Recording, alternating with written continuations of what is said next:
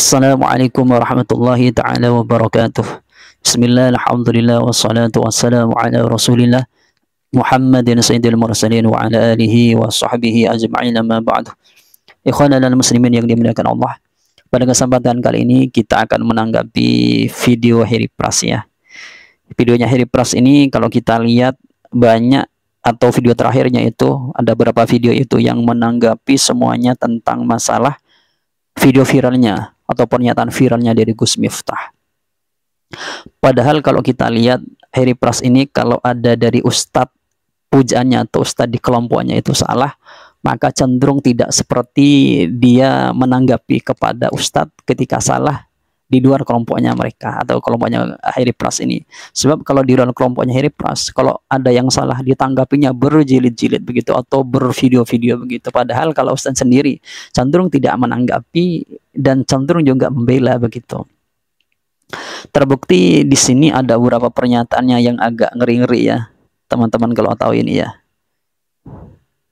Iya, ngeri-ngeri teman-teman, bisa baca nanti sendiri di channel YouTube-nya ini. Salah satu judul yang ngeri menurut saya yang ini, Miftah tak ada otak begitu. Ini kan ngeri begitu bahasanya itu.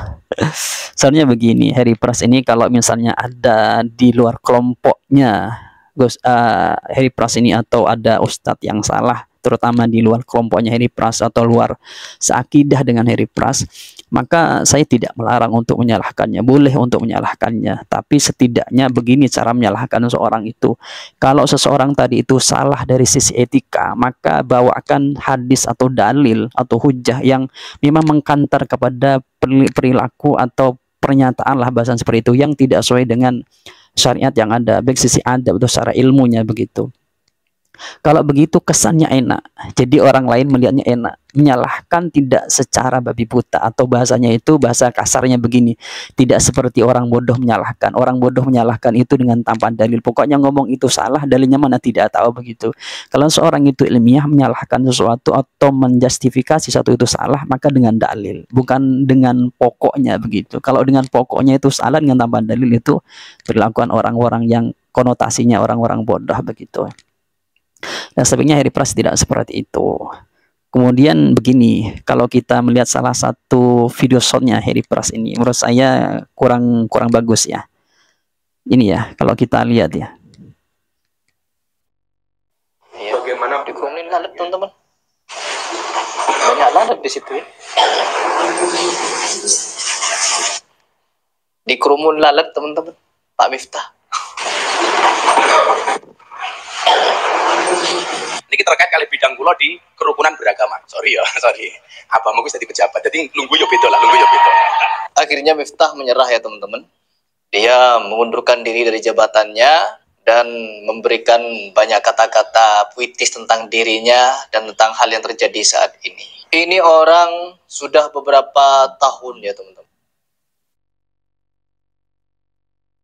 Ini sinyalnya ya, atau enggak ada kotanya begitu bahasanya. Di video ini Harry Pras mengatakan begini ya, ini Gus Miftah ini atau Miftah ini katakan begitu, dia ini adalah seorang yang membranding dirinya untuk terkenal dengan beberapa cara begitu bahasanya itu.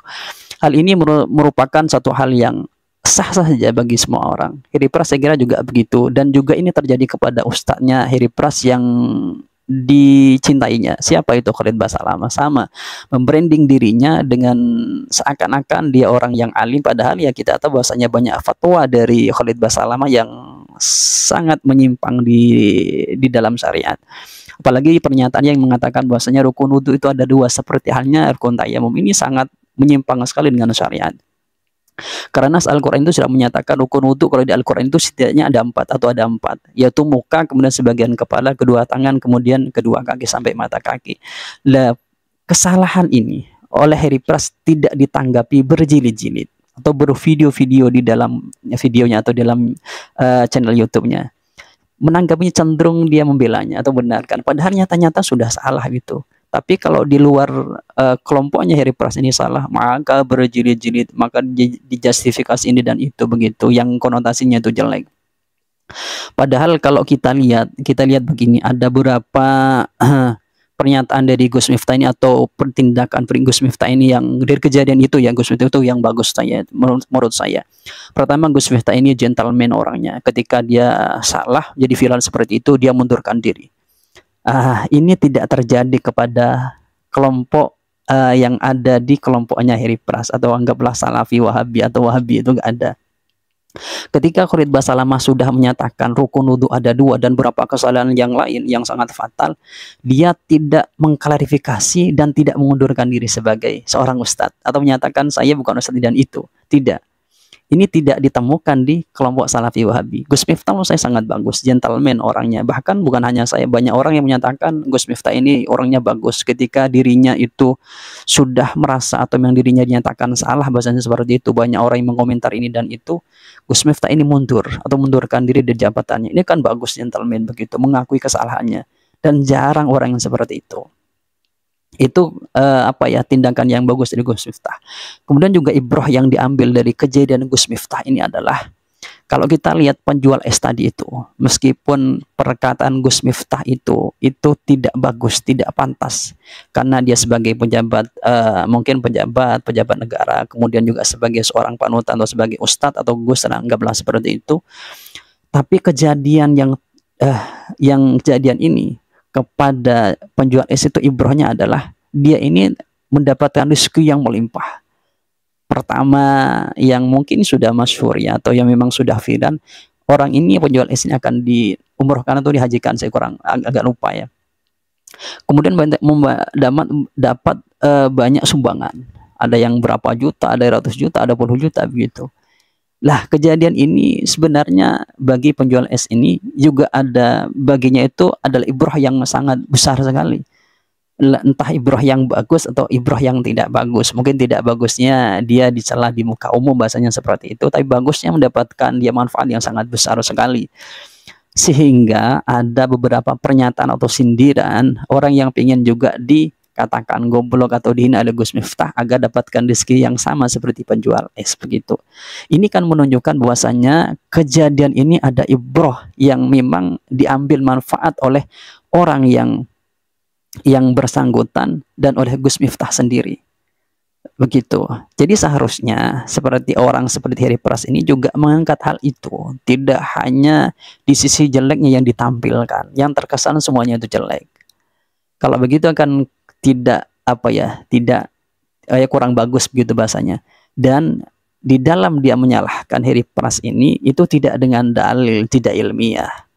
Ya mungkin ya saya tidak akan bisa memaksakan seperti itu. Heri Pras dan menyalahkan harus ilmiah ya, karena dia bukan orang pesantren.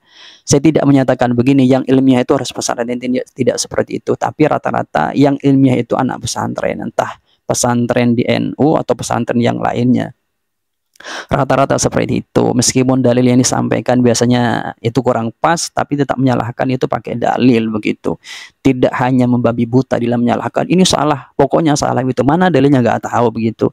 Ini adalah suatu justifikasi yang biasa dilakukan oleh orang-orang yang bahasanya tidak berilmu begitu. Ya seharusnya Heri Pras juga menyinggung baiknya begini, seharusnya begitu. Jadi tidak selalu menjustifikasi jelek terhadap Gus Miftah itu begitu. Dan mungkin itu ya yang kita bisa lihat di sisi atau yang disampaikan oleh Heri Pras ini, ya orangnya seperti itu gitu bahasanya.